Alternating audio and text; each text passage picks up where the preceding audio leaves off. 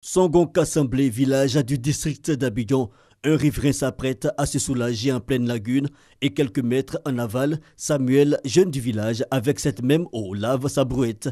La proximité avec les toilettes à ciel ouvert, une situation jugée anodine par le jeune homme. Les toilettes, c'est pas suffisant pour la douche des papas, la douche des enfants.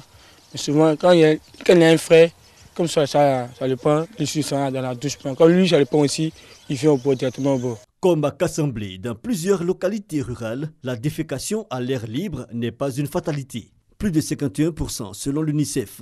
L'appel du griot ce matin est alors une invite au rassemblement sur la place du village.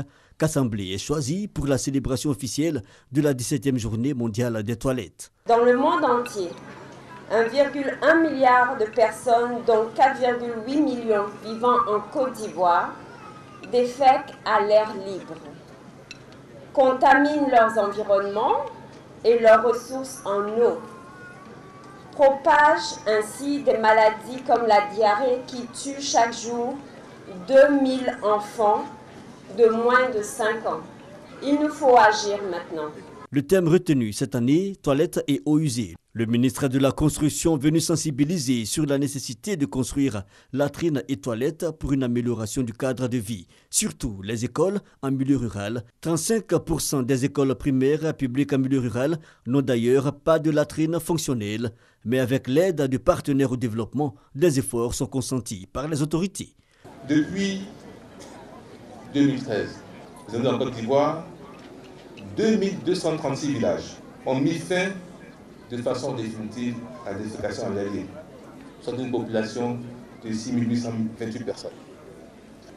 Ces résultats bien encourageants nous montrent qu'il y a encore 21% de nos compatriotes qui n'ont pas accès aux toilettes.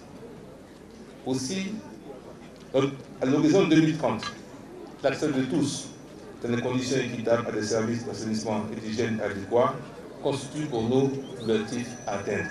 Le gouvernement s'engage aussi à financer dès 2018 la construction de plus de 1500 latrines dans les écoles et centres de santé villageois. Action symbolique, pose de la première pierre de nouvelles structures sanitaires pour l'école du village. Le ministre de la Construction a aussi annoncé le don de 101 millions de francs CFA pour l'équipement du village en plusieurs blocs sanitaires et toilettes. Et cela dans la veine de la Journée mondiale des toilettes, dont la date officielle était le 19 novembre.